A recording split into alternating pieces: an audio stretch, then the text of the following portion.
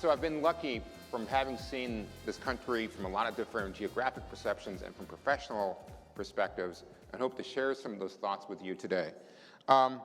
Really how I'm thinking about my remarks this evening is asking the question, is perception of crime reality, and how does news media help to shape that perception? Let's talk a little bit about my view of crime trends.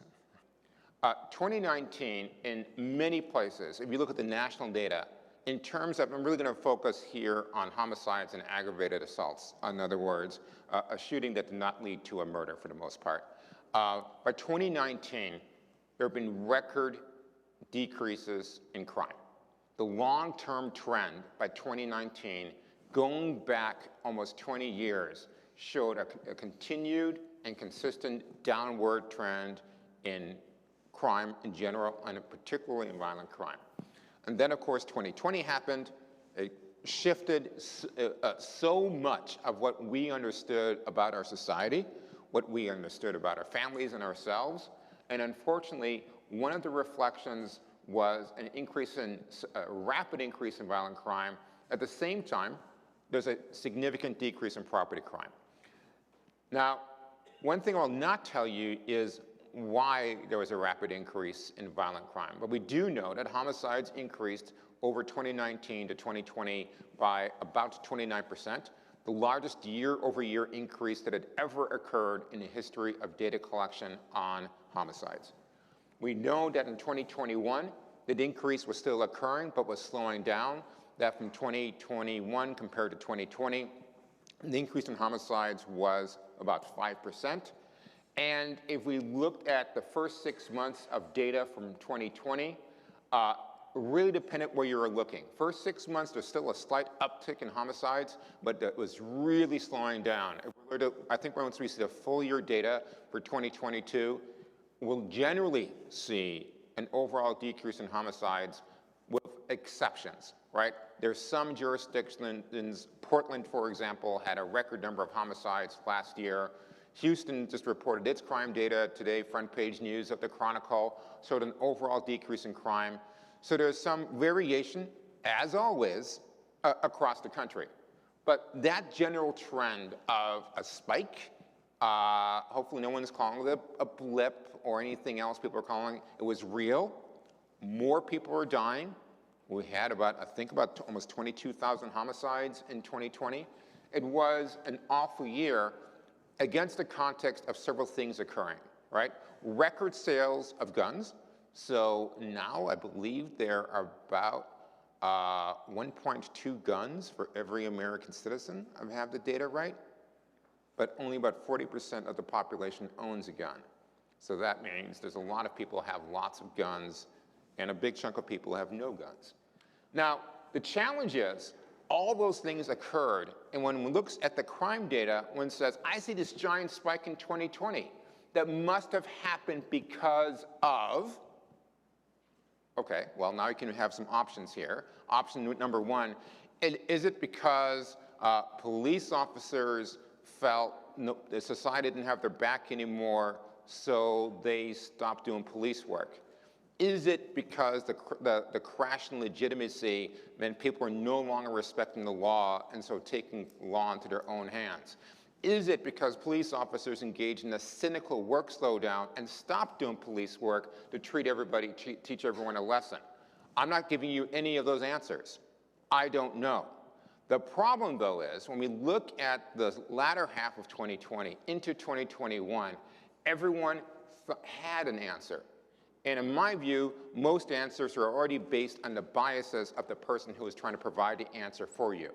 So I have a great deal of empathy for you that being able to divide, to basically split hairs, which you don't have a lot of time to do, was almost a requirement to understand what is a person's motivations, what data are they basing it upon, is there any evidence behind the claim that they are making? Now, what causes increases and decreases in violent crime?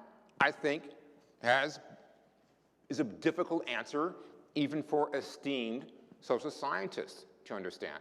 All right, let's use property crime as an example. Those are year-to-year comparisons.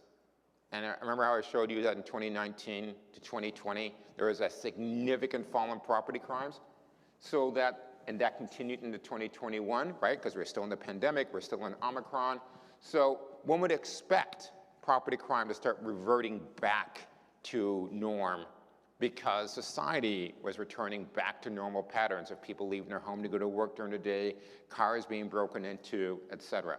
So again, I don't want to offer too many explanations, but just some, remember, 1 year is not a trend, and any claim of making a deep analysis over year-to-year data should be taken with somewhat of a grain of salt and understand, well, what was happening the prior year before you're doing that comparison. Another thing, though, I really want to point out, though, is that because it's really almost too easy to default back to political affiliation about perceptions about crime, to look for an example at Minneapolis and the failure of the passage of Measure 2, which would have completely reformed the concept of policing Minneapolis and done away with the police department and replaced it with a much lighter touch Department of Public Safety. The voters turned that down. And some people were surprised that one of the areas which voted against it was North Minneapolis with a significant black population. But polling by the New York Times, for example, as early as June of 2020, was showing that black residents in North Minneapolis still desired a police presence. What we know from the research is that people are comfortable with the police presence, but they want good policing. Now, some may argue, and fairly so, that often people just think about that binary because they don't know about any other option. It's either policing or no policing and nothing else. Not thinking of social services, of the role that they have to play, et cetera. But so we should be very cautious about applying too much of a partisan spin on perceptions about crime, even though they are there, and too much of a racial or ethnic spin to it, even though they are there, particularly when we ask questions about how do you feel about trust and legitimacy in policing, where we see stark and consistent distinctions between how white Americans and black Americans and brown Americans perceive police legitimacy and trust. And trust and legitimacy then correlate directly, if you, for example, are familiar with the writings about procedural justice, translate directly into cooperation with the police, the willingness to report crime, and in communities which already struggle with social cohesion, which already struggle with feeling they are not included in the broader society, those can have real negative effects. Think about how police budgets, which are a reflection of values, how they're being talked about, and who's talking about them. There's some folks who, very honestly, in my opinion, when crime goes up, they ask for larger police budgets to bring crime down. And when crime goes down, they ask for larger police budgets to maintain the decrease in crime. So regardless, there is a request for ever larger police budgets. And I think that's a ripe avenue for critical examination with why, what is the return on investment, what are the alternatives, are we getting out of it what we pay for? If the impulse is to do the story of what happened that night at the tape when someone got hurt or killed, there is not a lot of follow-through. But I don't think that city council members or mayors or legislators or the media or the public is asking at all enough questions about how is money being spent and how are you solving these crimes that occur. For people who work on criminal justice, this may surprise you to know because, of course, in our business, we're like moany-groany about how little influence we have and how everything sucks. But in fact, you are incredibly important. Criminal justice advocates think and talk all the time about what local broadcasters are doing and feel that there are few elements in American society that are more determinative of what happens in criminal justice policy than what you all put on the air. It's a heavy burden, and I don't mean to make you feel like the pressure's on you, but I just want to say it's really important that you're here. And if you feel sometimes like your job doesn't matter or it isn't what it once was, just remember, you really, really make a difference. Walter talked quite a bit about sort of crime and perceptions of crime. This is sort of a weird graph that I took from Gallup. The crime rate and people's perception of whether there's more crime or less shouldn't really be put on the same graph because they're actually measuring very different things. But the point is just that that blue line goes down, that's crime, while the red line goes up, and that's people's belief about how much crime there is. So the correlation between the actual crime rate and the public perception of crime can really be very, very different. And I think one of the things that some newsrooms are really looking at is this a story that we're really going to follow to its conclusion?